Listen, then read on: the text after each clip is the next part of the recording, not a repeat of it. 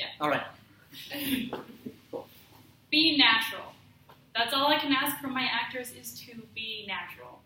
This quote from IMDb's synopsis of Agnes Guy Blanche perfectly sums up exactly who she was. And it really resonated with me as a theater student because that's what we get told all the time, is to be natural.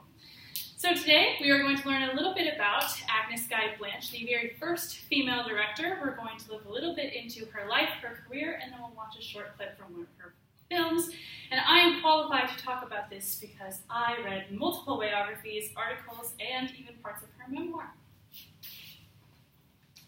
So let's jump in.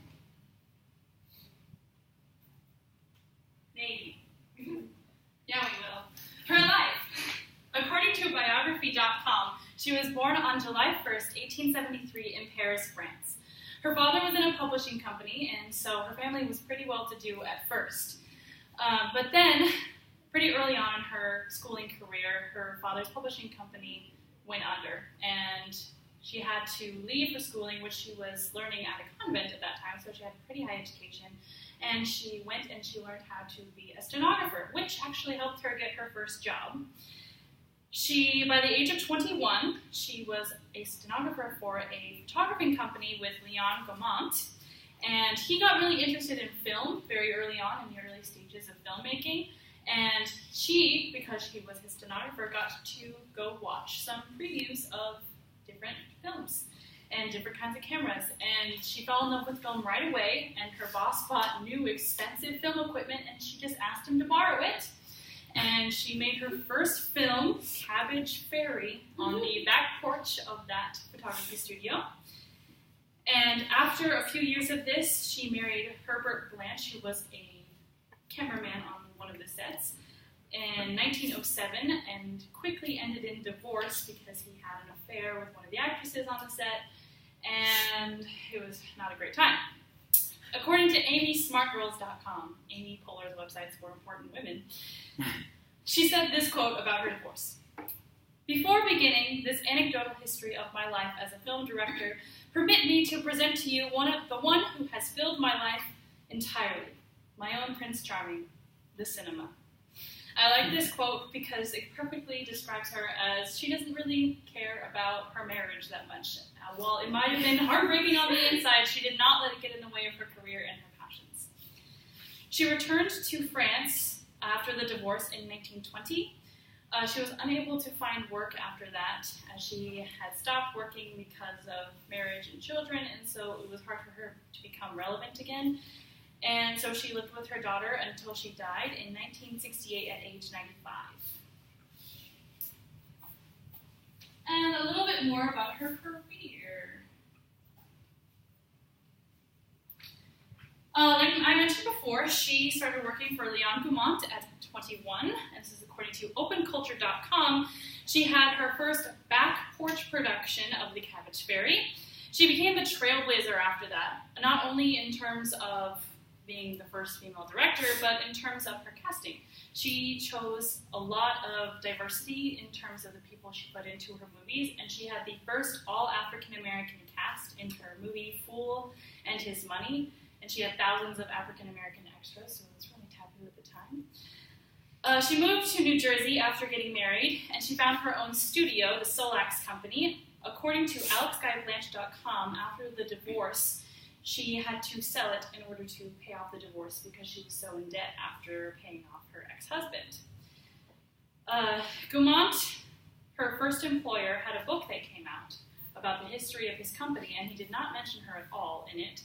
So she wrote him a very strongly worded letter saying, hey, I gave you a lot of your start, so you better mention me. And he wrote a second draft, but he never published it. And that's part of the reason why she didn't get much work after the divorce, because people forgot who she was, and she thought that her legacy was lost the day that she died. Until 1955, she received the French Legion of Honor, and her legacy was restored. So now, let's watch a short clip from one of her films. I have a clip for you from The Cabbage Fairy. It is about a fairy that creates babies from cabbages. Kids, yeah. I have no idea if this is actually like the beginnings of Cabbage Patch. attach kids, but it'd be pretty cool if it was. So,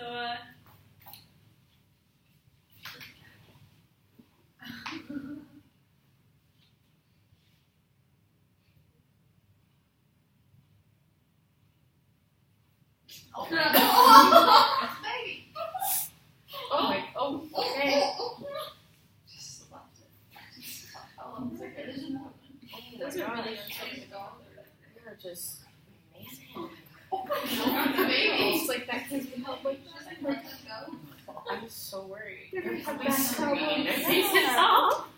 Look at how happy she is. Person who's done it is probably No, that's not her. okay.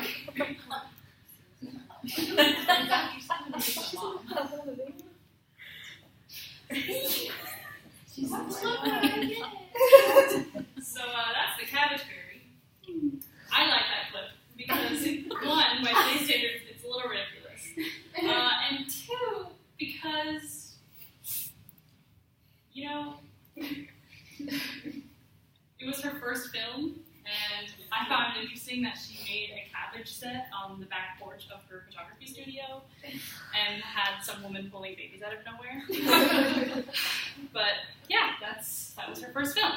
So, to review, today we learned a little bit about Alex Guy Blanche's life, career, and we watched a short film clip. And I really want to leave you guys with that she was the very first female director. Like, she was such a trailblazer, and without her, we wouldn't have had room in society for any of the other female directors that we're going to learn about. And so, to conclude, I'm going to leave you with this quote. Alex Guy Blanche is the great trailblazer of every cinema you've probably never heard of. She was film's first female director. She made over 700 films, and she remains the only woman ever to build and run a movie studio. And she did all this before she had the legal right to vote. Thank you. Thanks.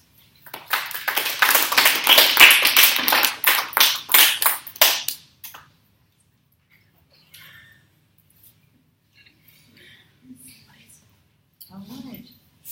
Thank you, Mary, very, very much. Shall we go on? Yes. All right. Start that over. Okay. Oh, yes. Now comes the great part. Are you Right. sure? Because